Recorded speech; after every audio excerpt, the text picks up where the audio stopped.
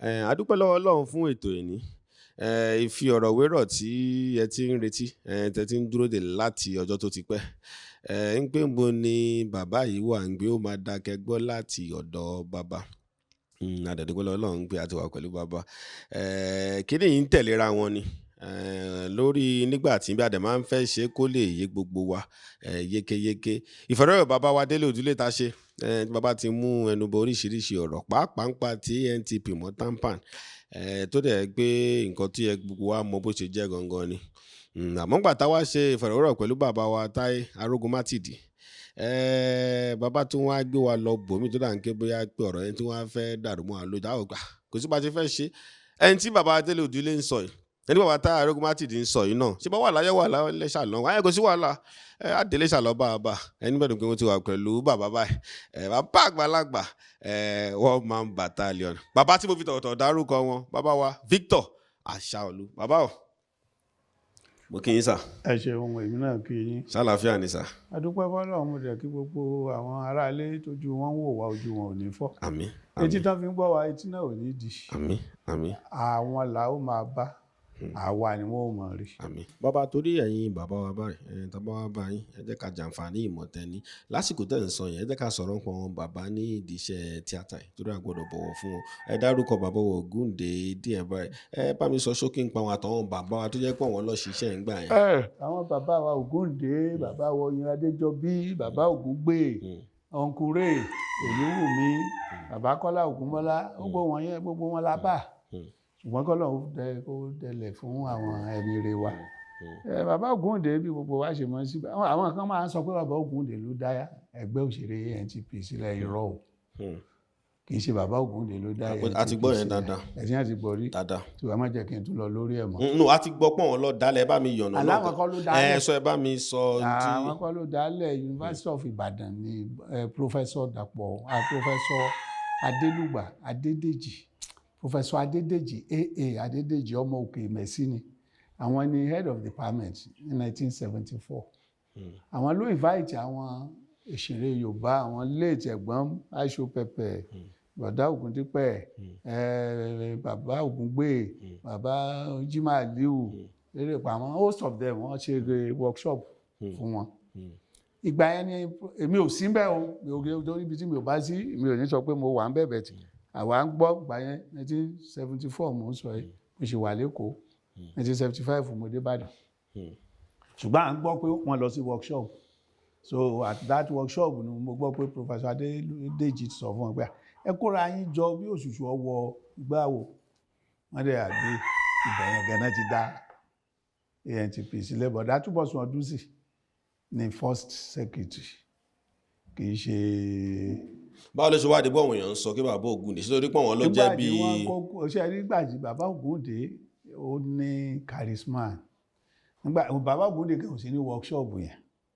ṣùgbọ́n nígbà tí wọ́n ṣe tán jáde tó kúrò tí wọ́n lọ pàdé bàbá wọn wá pè bàbá àwọn ọmọ bàbá Oyin Adéjọbí bàbá Ògúngbè ọ̀gá Aisho ọ̀gá Jimaliu wọ́n pè bàbá pé nǹkan báyìí láwọn máa bàbá dàbí coordinator wọn naturally tẹ́lẹ̀ ṣe pé bàbá ló ń ṣiṣẹ́ fíìmù jù ló ń ṣiṣẹ́ eré jù travelling theatre ó dẹ̀ ti máa help ọ̀pọ̀lọpọ̀ wọn bí kí mọ́tò wọn kú sójú ọ̀nà ṣe pé ìyẹn ni ò sí mọ́ báyìí níṣẹ́ òun ṣe ń kú lọ yìí travelling theatre nígbà yẹn ẹlòmíì tó bá ti kúrò lé ẹ̀ ní January ó di January ọdún kejì kó tó padà lé ọ̀ntọ́ ọ̀nà máa wà so tí mọ́tò wọn bá kú sójú ọ̀nà tó bá ránṣẹ́ sí bàbá tàbí tí bàbá bá wọn bàbá náà ń ṣe tọ́ help wọn á ṣe so when they now come wọn wà ní tani ká fi ṣe president wọ́n fi bàbá Ògúndé ṣe president. tó jẹ́ ANTP ń gbà yẹn. Association of Nigeria Theatre Practitioners ìgbà táwa gbà ní 1995 làwa fi art kún as at that time èmi dẹ̀ ní secretary general tó wọlé ní 1995 pẹ̀lú ọ̀gá Jimaliu as president. Precisely 1994 gan la ṣe bẹ̀ 1995 náà tó búra fún wa so àwa la wá fi àwa tún constitution kọ gbàyìn la wá fi Association of Nigeria Theatre Arts torí theatre practitioner theatre what àwa fi arts ẹ̀kún so bẹ̀tí sẹ̀ ká máa pè ní ANTP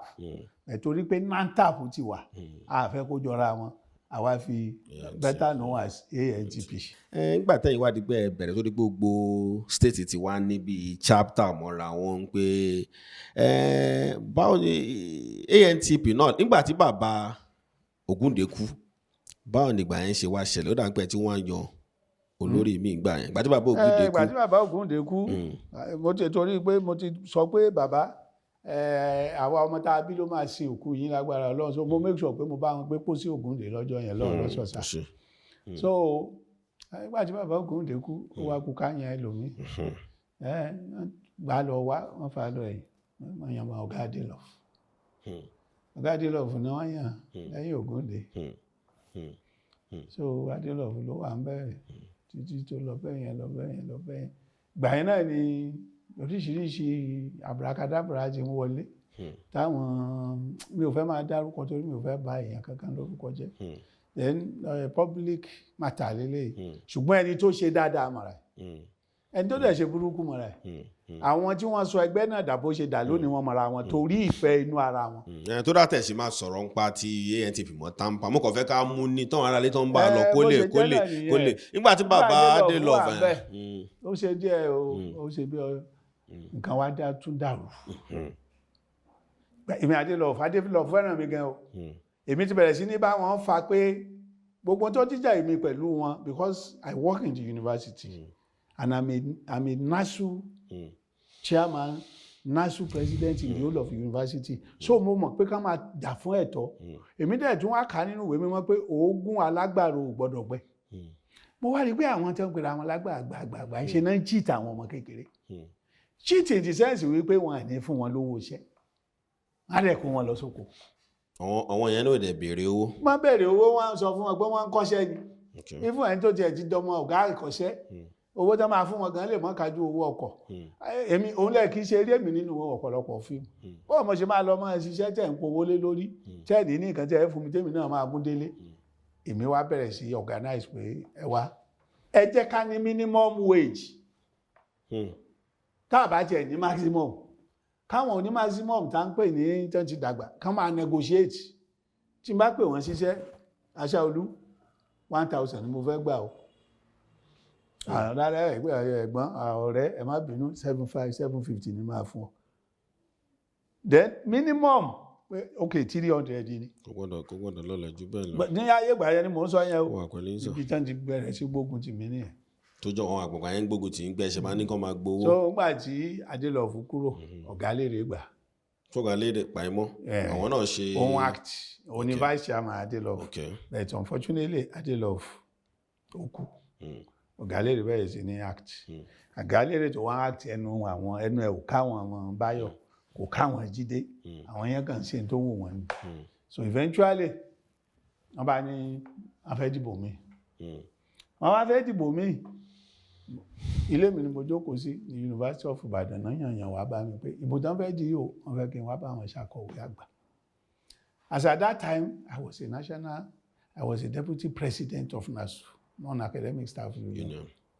so kì í ṣe pé mo wá nǹkan kan bẹ́ẹ̀ mo tún wá rò pé ẹ̀bùn ni tíátà jẹ́ fún mi ibẹ̀ ni mo máa darí sí ló bá pẹ́ bóyá màá máa kúrò lẹ́nu iṣẹ́ ìjọba so àwọn tó wá bá mi lọ́jọ́ yẹn lọ́hùn blessed memory Egbe Ogun Bajek that is Bọ́lágadé Akínpẹ̀lú Dèjì Ọlọ́fà náà Dèjì Adérẹ̀mí tàmí Ọlọ́fà náà one or two others pé àwọn fẹ́ kí n wá ṣe secretary general secretary general tẹ́ fẹ́ kí n wá ṣe mọ̀ pé mo ti fẹ́ ṣe tẹ́lẹ̀ rí tẹ́ gbà nígbà tí Adélọ́fù fẹ́ ṣe chairman tó fẹ́ ṣe president mo gba fọ́ọ̀mù secretary bọ̀dá Ọmọjọ́lá blessed memory àwọn náà ti ń ṣe secretary Ògúndé bọ̀ láti ìgbà tó Ògúndé ti wà bẹ́ẹ̀ tó Ògúndé fi kú àwọn náà wọ́n tún wá ní wọ́n fẹ́ kó padà àwọn onímọ̀ ògbà èmi náà fẹ́ ṣe so èmi àti bọ̀dá Ọmọjọ́lá lájọ jẹ́ cultural center lọ́jọ́ yìí wọ́n gba fọ́ọ̀mù mi wọlé mo ti submit normally before schedule bẹ̀tí wọ́n gbà lọ́wọ́ mi adé ní hall wọ́n bá ní wọ́n dá fọ́ọ̀mù mi padà fún mi àwọn aisho mo ní kí ló ṣẹlẹ̀ ní ṣe nǹkan kan bí èmi náà tí ń ṣòṣèlú ti pẹ́ mo ní ní ṣe nǹkan kan bí o so bọ̀dá aisho bọ̀dá Ògúndípẹ̀ blessed memory gbogbo wọn báyìí wọ́n bá pè mí lọ síta ọ̀dà ìṣòwò à ń dọ̀bálẹ̀ mo ní ó ti òwe ẹ̀gbọ́n lẹ́jẹ́ fún mi èmi wọ́n dẹ̀ fẹ́ràn ara gan àwọn Yorùbá ní ká má tún fẹ́ràn ara wa mọ́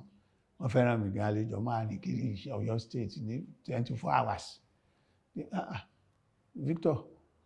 Comrade ṣé máa gba nǹkan jì lọ́wọ́ ẹ̀ jẹ́ ká fi ilẹ̀ fún bọ́dá yóò gbádùn kankan láyé Ògúndé bí ẹrú náà ṣe ń ṣe kankan ṣe bọ́ọ̀ ló fi ra ìṣẹ́rú ta ló fi síbẹ̀ tó fi ṣẹ́rú at the end of the day àníkọ́ lọ ṣe nǹkan tó wọ́n ṣe it's okay bá kúrò ní cultural center mo ṣe wá ń wọ cultural bí mo ṣe ń kúrò ní cultural center ibiṣẹ́ mo ti kúrò tí mo dé UI ni wọ́n sọ fún pé wọ́n ti ń wá mi ní department mi àwọn union pé wọ́n fẹ́ kí n wá ṣe chairman branch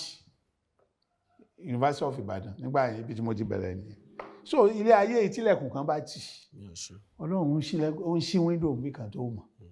so bí kìíní yẹn ṣe lọ ń gbà yẹn nìyẹn.